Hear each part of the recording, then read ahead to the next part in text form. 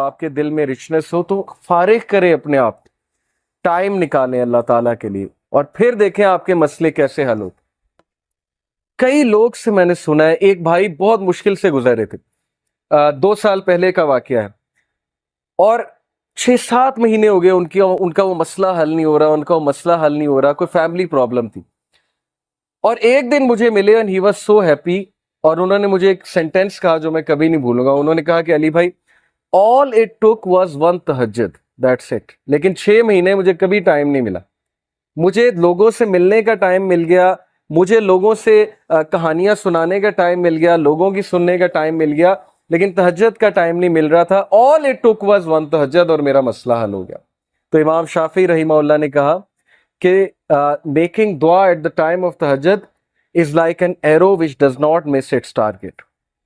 تو باقی یہ کہ اللہ دعا آپ کریں اور نہ ملے یہ ایک الگ بات ہے، ظاہر ہے اللہ تعالیٰ وہی دیں گے جو بہتر ہے، لیکن یہ سینٹینس یاد رکھنے والا ہے کہ all it took was one تہجد۔ تو اپنے آپ کو فارغ کریں، ٹائم نکالیں اللہ تعالیٰ کے لیے، یہ آپ کے ہی لیے بہتر ہے۔ اور پھر یہ حدیث، انس بن مالک reported the messenger of Allah صلی اللہ علیہ وسلم said،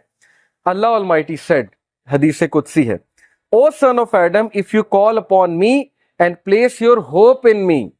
I will forgive you without hesitation۔ اگر تم ہوپ میرے سے لگاؤ گے، امید میرے سے لگاؤ گے، تو میں تمہیں معاف کروں گا، without any hesitation میں تمہیں معاف کروں گا۔ O son of Adam, if you have sins piling up to the clouds and then ask for my forgiveness, I will forgive you without hesitation۔ اور اگر تیرے گناہ آسمان تک جا رہے ہیں اور آسمان کی طرح پائل اپ ہو چکے ہیں، کلاؤڈز کی طرح، یعنی اتنے سنز ہو چکے ہیں کہ تم اسراف کر چکے ہو،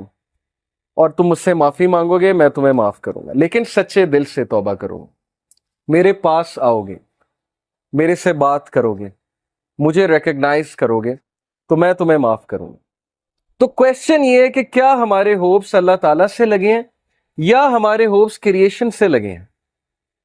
میں یوتھ سے بات کر رہا ہوں، میں حیران ہوں کہ ہم ایک انسان کے لیے راتیں جاگ لیتے ہیں،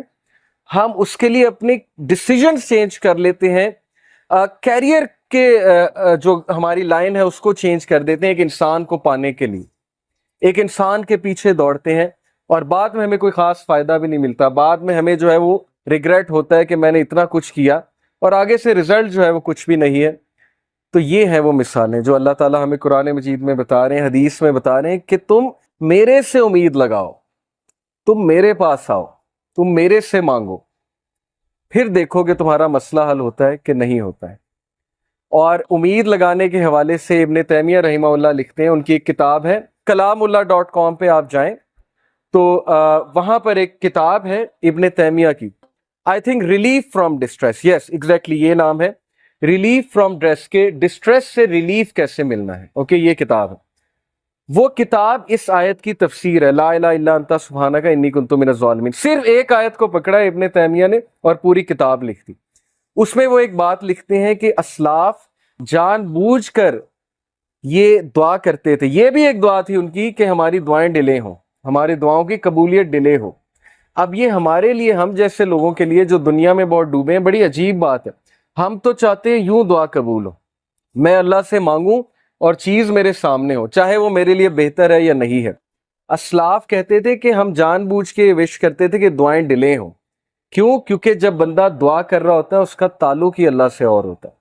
تو وہ اس تعلق کو انجوائے کرتے تھے کہ ہم تکلیف میں ہیں، ہم کسی ڈسٹریس میں ہیں، بس ہم دعائیں کیے جائیں، تو یہ تعلق انہیں بہت لطف دیتا تھا۔ یہ ایک بہت ہائی لیول کی بات ہے۔ بتانا میں آپ کو یہ چاہ رہا ہوں کہ دیکھیں مصیبتیں آتی ہیں، مشکلیں آتی ہیں، انسان پر بہت سے فیزز آتے ہیں، اور اس فیز میں اگر اللہ سے آپ کنیکٹ کر جائیں تو یہ آپ کے لیے خیر ہی خیر ہے، اور اس فیز میں اگر اللہ سے دور ہو جائیں تو پھر یہ شر ہے بہت۔